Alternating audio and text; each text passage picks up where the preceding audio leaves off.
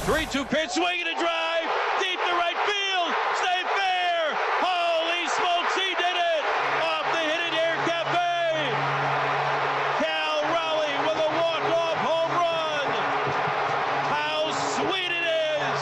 The Mariners end the 20-year drought on a walk-off home run by Cal Raleigh. That is awesome. You got to get chills as a baseball fan. That is Rick Rizzs' call, a Cal Raleigh's homer to clinch the Mariners' first postseason appearance in 20 years, and we welcome in the great Rick Rizzs. 41 years the Mariners. He announced this year would be his last year behind the mic. And you're in Chicago. You're a south side of Chicago guy, right, Rick? You're there calling the White Sox today. How's the Swan Song going so far? Hey, Adnan and Yonder, great to be with you. Yeah, I grew up here on the south side. I'm 72 years old. I grew up with the Go-Go White Sox back in 1959. They went to the World Series that year with my hero, Louis Aparicio, at shortstop and Nellie Fox at second base. So it's going great. A lot of great memories growing up here as a kid, seeing my first game with my dad and my brother Donnie. That was across the street at the old ballpark there, Comiskey Park. But it's going great. I'm just trying to take in every drop, every mental picture I can take, and hold on to it, because this is going to be my final season. So I'm looking forward to my next chapter, spending more time with my grandkids and getting on a plane when I want to get on a plane. But the club has been great. The fans have been great in Seattle. I love them, and I'm still going to be doing something for the ball club. Rick, I remember, Yonder Alonso here, I remember you when you would come into the clubhouse and talk to all the guys, but there was just such a great mutual respect with the players and yourself. It was like you would come in and all the players felt at ease. Was that something that you learned throughout your career, or was it something that just came very easy for you? It's something I learned, and then it became easy, Yonder, because I spent 8 years in the minor leagues. And I was with the Padres organization for 3 years. With Bob Miller as our manager in 1976 in Amarillo. We won a Texas League title. I was with Felipe Alou in 1978 with the Memphis Chicks, with the Montreal Expos, and Billy Gardner, Larry Bernard, Frank Verde in Columbus, Ohio. And what you guys do, you guys are the best in the world at what you do. It's not easy. You make it look easy. But I learned to respect the game, because what you guys do and how you do it, not many people in this world can do it. Only 760 guys are going to put on a major league uniform. So I respect you guys, and I treated you that way, and you treated me that way as well. You made me a part of, their family, like Norm Charlton, Mike Blowers, and Jay Buhner invited me to go to Daisy Buchanan's one night in Boston, for a drink, and I felt like a part of the team in 1995. So I thank the players for that. You have been a part of the team for so long, a part of the fabric of baseball, not only in Seattle, but elsewhere, Rick. And I'm curious, it's obviously a tough day for many across the baseball world. You must have had some interaction with Bobby Cox. What was that like?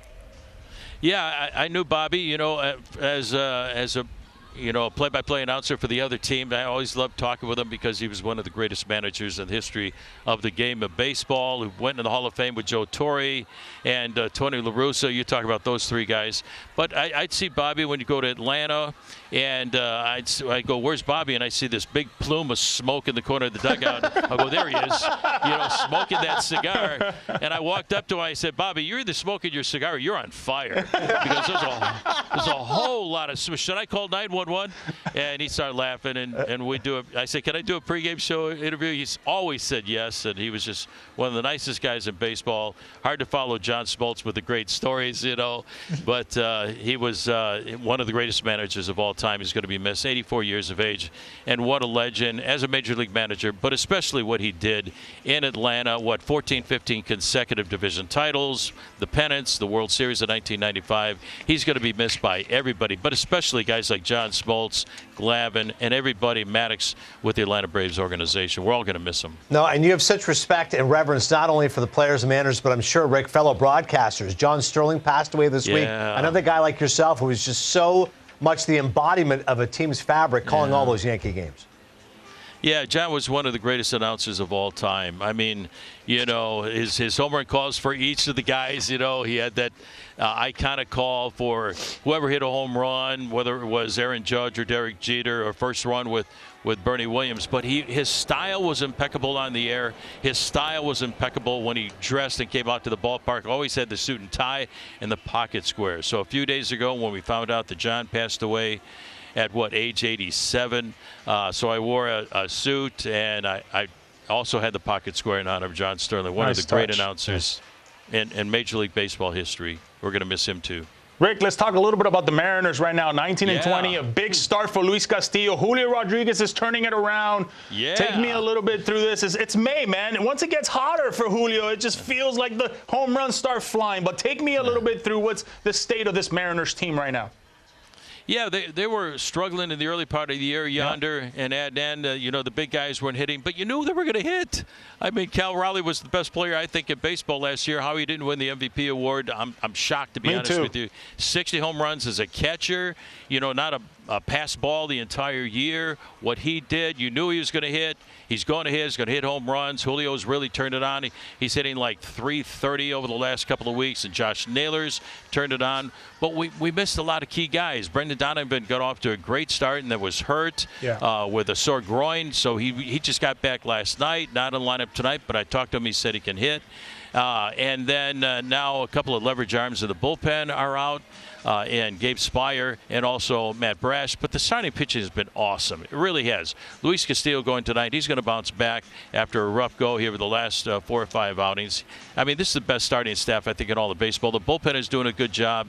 Munoz is still, to me, one of the best closers in the game of baseball. So Danny Wilson and the coaching staff, all those guys in there are doing a super job. This is a team that's going to get to the playoffs. They can get to the World Series, and I believe in my heart they can win the World Series. They were 8 outs away from getting to the World Series last year. That's their goal this year, and I think they can do it. But they're going to get things turned around, and they've won 3 out of 4 last 3 out of 4, and they just won 2 out of 3 from the Atlanta Braves, the first team this year to win a series against that team that's leading Major League Baseball in average and home runs and RBIs. So this team is going to get going. They're going to stay hot. How storybook would it be to imagine the Mariners winning their first World Series with Rick in his final season? I can't wait to hear the calls. Last thing I want to mention, because this is very important. We know what a great broadcaster you are, a family man, but I love the fact you're very involved with charity as well. The fact Toys for Kids, you're the co-founder of this over the last 30 years, Rick. This is incredible. 360,000 kids, Pacific Northwest, brand new toys. To me, that'll be one of your legacies as well.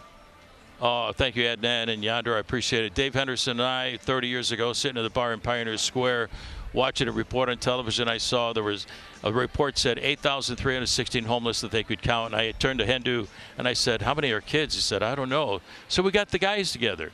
Dan Wilson and Jay Buhner and Edgar Martinez and John Olderud and Johnny Moses and Dave Valley, Julio Cruz. 12 of us got together, raised our own money, $18,000. I found 3 charities that needed our help, and we bought toys for 300 kids 30 years ago. We started a little dinner and auction. We raised $1 million last year. We bought toys for 20,000 kids last year. Wow. So it's been amazing. We started Rick's Locker. We buy kids that need our help, parents for a brand new glove and a bat, scholarships in honor of Dave Henderson, who passed away a number of years ago. We've awarded $95,000 college scholarships. It's been awesome. Thanks to the support of the fans and the people and the sponsors and everybody who helps us out with our Toys for Kids charity. Thank you for asking, guys. Of course, Rick. Great stuff, both on the field and off. I mean, 51 seasons as a broadcaster, 41 with the Mariners, and 25 years with Dave Niehaus. To me, that is unbelievable to have the Mariners broadcasters as good as both of you. This was great, man. Enjoy. You still got a lot of time to go here. Still got a few months left, so I don't want to say the farewell tour is on just quite yet, but have a blast, Rick. This was fun. Guys, thanks a lot. It's going to be an outstanding year for this ball club. Thank you so much, guys.